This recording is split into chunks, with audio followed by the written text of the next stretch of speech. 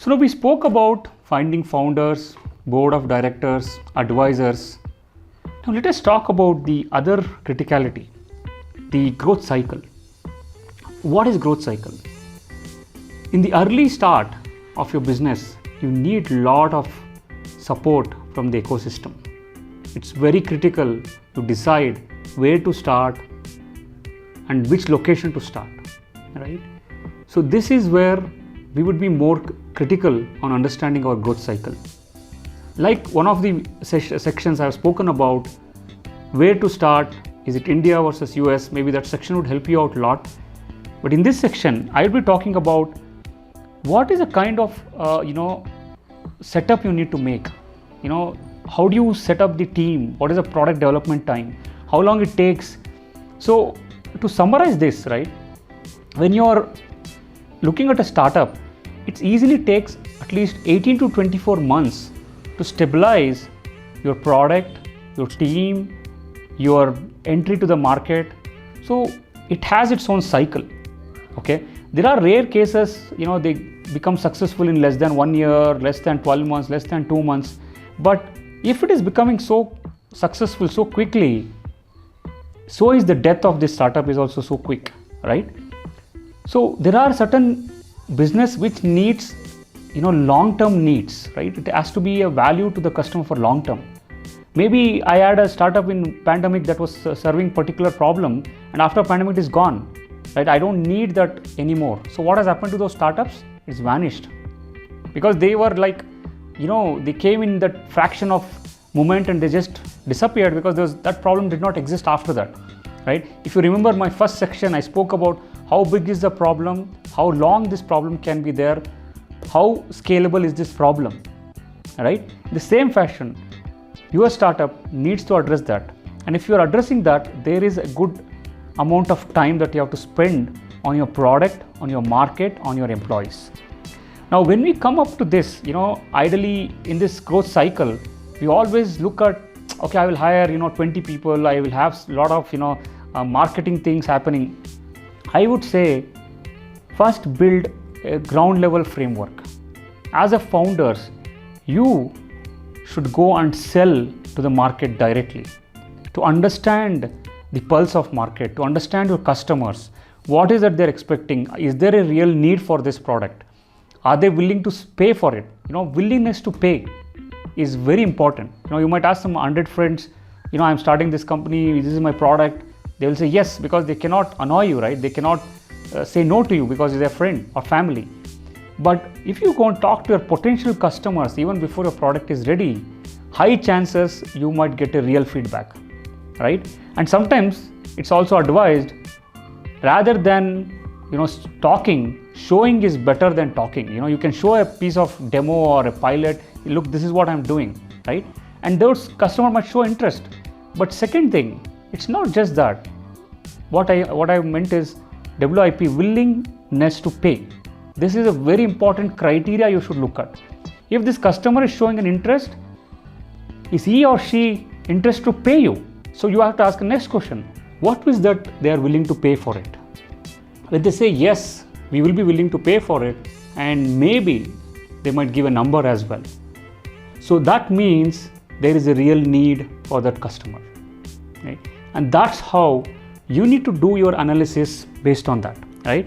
So in the growth cycle, there are many such things we need to do. We need to experiment, we need to innovate. We should have no boundaries while we are experimenting, right, on the product side. So henceforth, have this clarity in mind that you tend to meet many people, right? And it doesn't mean that you have to change your direction, your strategy, your vision, but adopt to those inputs, right? That is very important in the product development cycle, in the first initial growth cycle time, right? Next comes the employee setup, right? See, getting employees to the startup is very hard. You need to sell hard with them also, right? You need to give them the vision of the company, why he or she should join us, what is the learning they get, what is the exposure they get. So employees are very, very critical to join this early stage startup and make it a success, right? So you can see numerous examples that where employees have made a tremendous contribution, even more than founders in many cases, right? Because they are sold with that vision, they're sold with that idea of making things great. So there are many companies which has been driven predominantly by employees. One of the classic example is General Magic. This is a company that was much ahead of the time, but it never came to a surface of success because of its own limitation.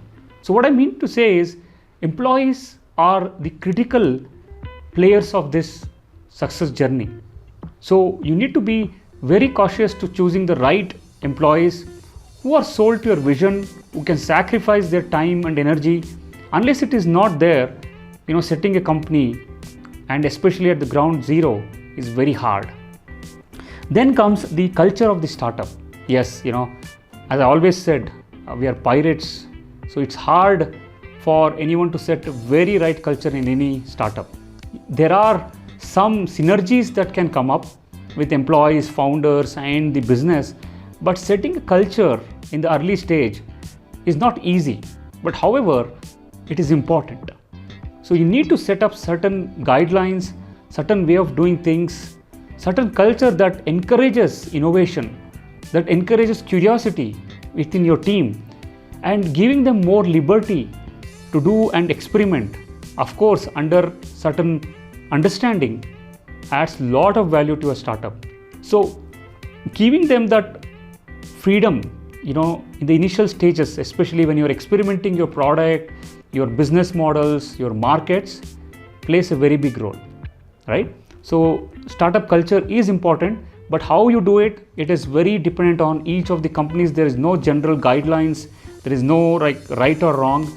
The only right is when you are successful, right? If it is not successful, whatever you have done is wrong. Of course, from the aspects of employees, satisfaction towards your company or customer satisfaction to your company is also one of the byproduct of your good culture inside the company, right? Then office setup, right? Lot of people tend to go luxurious, spend a lot of money on setting up expensive offices, huge rents. I strongly recommend not to do that because initial stages, cash is everything for you, right? You need enough cash to survive, to sustain, and especially if you are in B2B, which I'll talk in one of my sections, is very critical for business, because B2B sales cycles are very long. On an average, global average, B2B can go up to 16 weeks, right? That is 4 months sometimes, right? But in India, it's even more longer. Okay, it's even more longer. So you got to be very diligent on spending your money in regards to the office setup, cause the office. It's not the things that would make employees to stick. It's the culture again, which is interdependent. Your way of dealing with them, your way give them the support to make things happen. This is very critical. So ensure your office setup is not so expensive that it is very hard to manage the cost for your own office. Of course, you need office, you need a good setup. In case of B2B, you might get partners visiting it, you might get customer themselves visiting your office to see how good is it, what it is. But in B2C, most of the cases nobody is bothered, because you are targeting a mass consumers. So your office can be your home, or virtual office, or office in the cloud. You don't have any office, but everything is done over the cloud. Doesn't matter. End of the day, B2C is way different than B2B.